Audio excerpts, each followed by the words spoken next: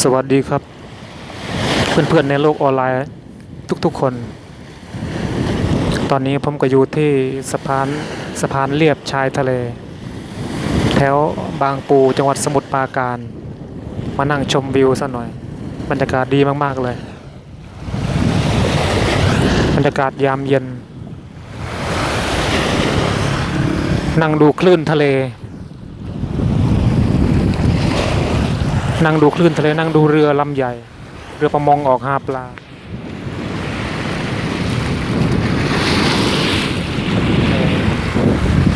เรือประมงกำลังจะออกหาปลาหรือว่าขนสินค้าอะไรมาไม่รู้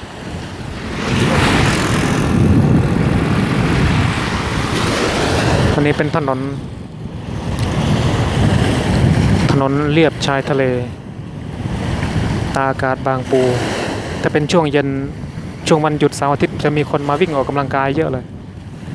คนมาวิ่งออกกำลังกายบางคนก็ปั่นจักรยาน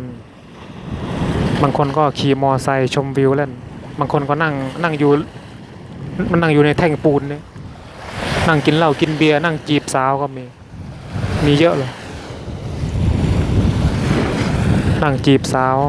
นั่งคุยกันบรรยากาศดีมากๆ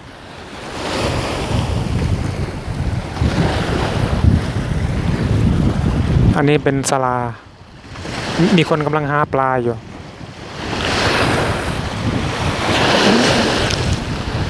มีคนกำลังวานแหอยู่เมื่อกี้นี่เห็นเขาวานแหไม่รู้ได้ปลาเยอะหรือเปล่าไม่รู้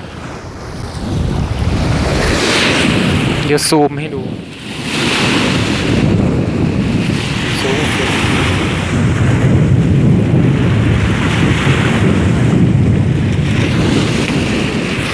ซูมได้แค่นี้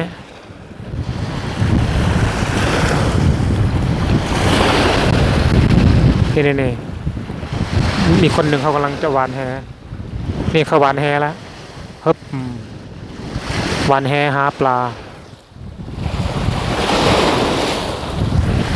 คนเสื้อดำ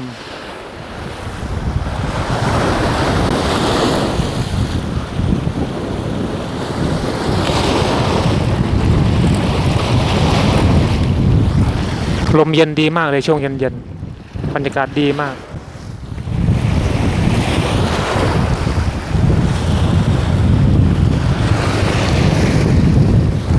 มานั่งชมวิวนั่งดูพระอาทิตย์ตกดินถ้าเป็นช่วงหน้าหนาวนี่จะเหมาะเลย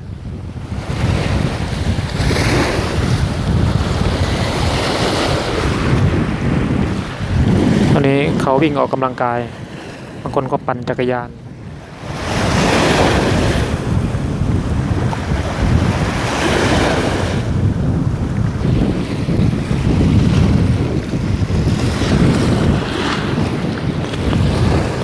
ปั่นจักรยานออกกำลังกายเล่น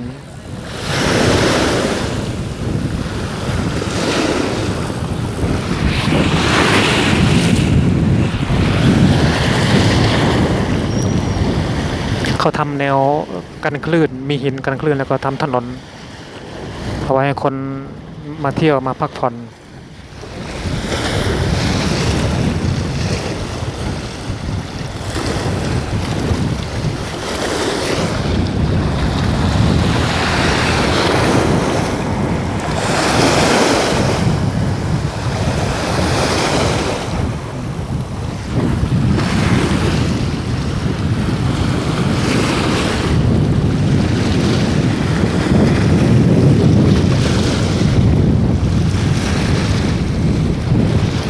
นั่งดูเขาปั่นจักรยานออกกำลังกายเล่น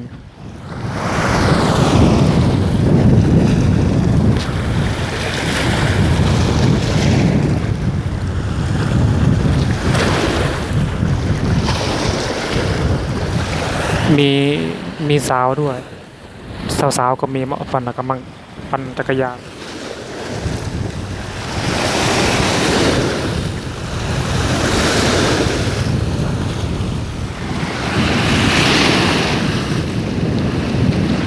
นั่งดูคลื่น บ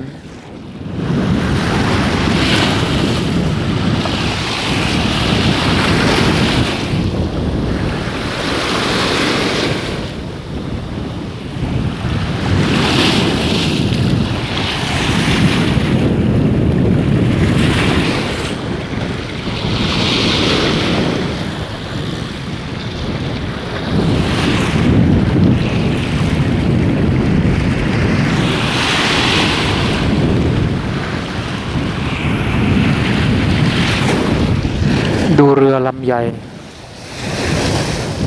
เรือลำใหญ่ขนสินค้า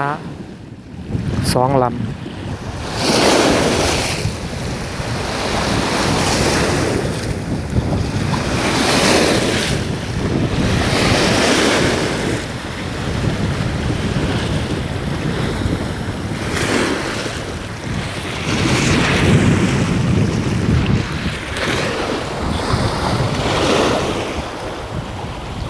มันดูเข้าหาปลาอีก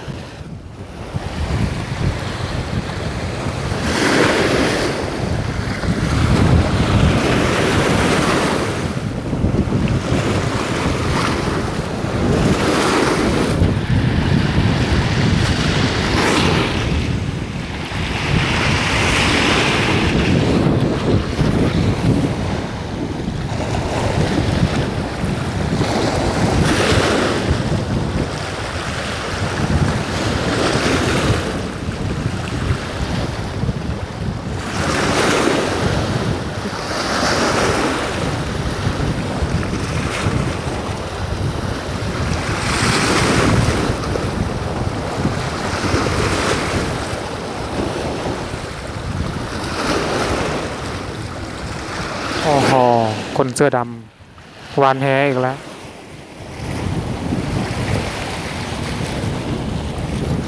อ้าวลุงนั่งอยู่ตรงนี้ไปแล้วแกจะชอบมองถ่ายวิดีโออยู่แกชอบมองไม่รู้มองอะไรนักหนาก็เลยถ่ายเอาซะพอถ่ายปั๊บแกหนีเลยเดินหนีเลย ถ่ายวิดีโอเล่นก็มองอยู่นั่นแหละไม่รู้มองอะไรก็เลยหันกล้องไปทางแกเลยแกก็เลยหนีเลย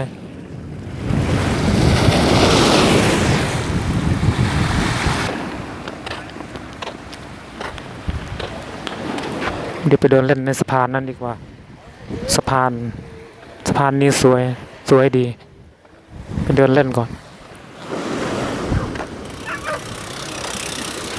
ฝนจะตกแล้วไปเดินเล่นก่อน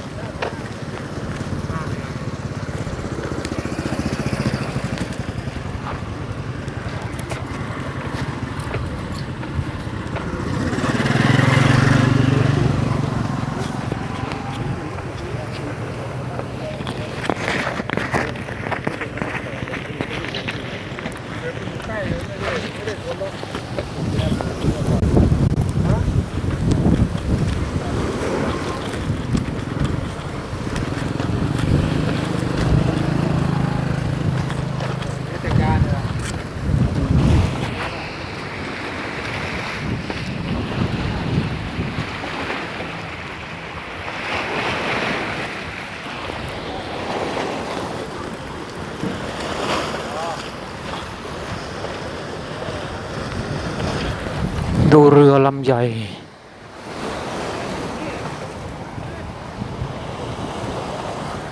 อะไรก็เป็นอู่ต่อเรือไปดูเขาหวานแหดีกว่า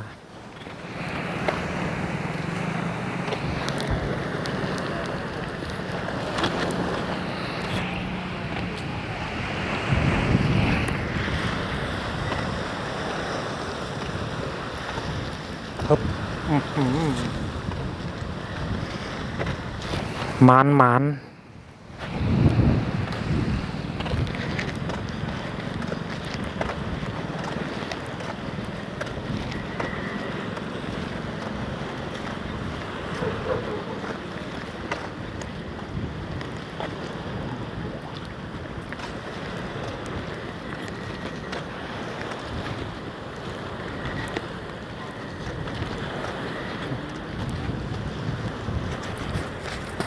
ได้ปลาเยอะไหมไม่ได้ลูกบางคน ทายมา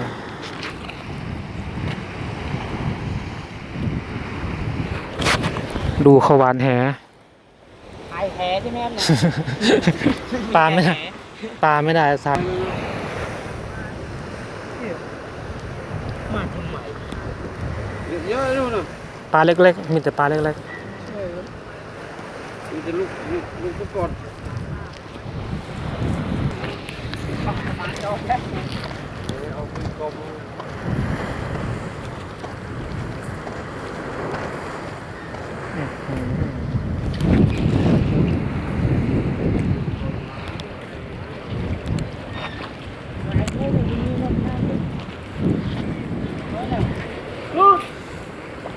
โอ้โห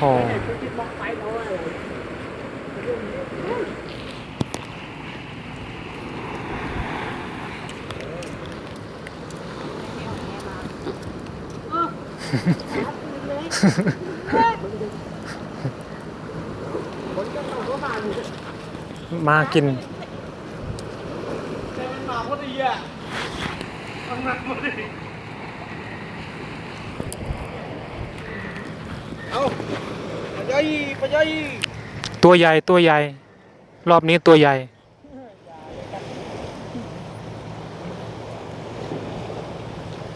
เข้าเดิมเหมือนเดิม อ้าว จะสวี เหนื่อยแล้วอ่ะมอบตำแหน่งนี้ให้มาหักแล้ว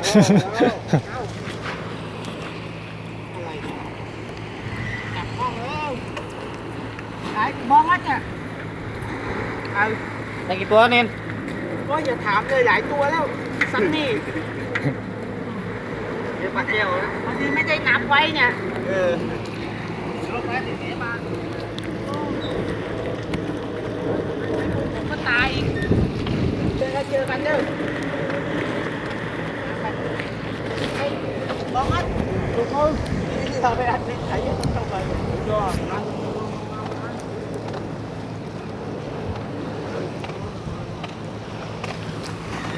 ไปดีกว่า ดูเขาหวานแหก็ไม่ได้ปลามีแต่ตัวเล็ก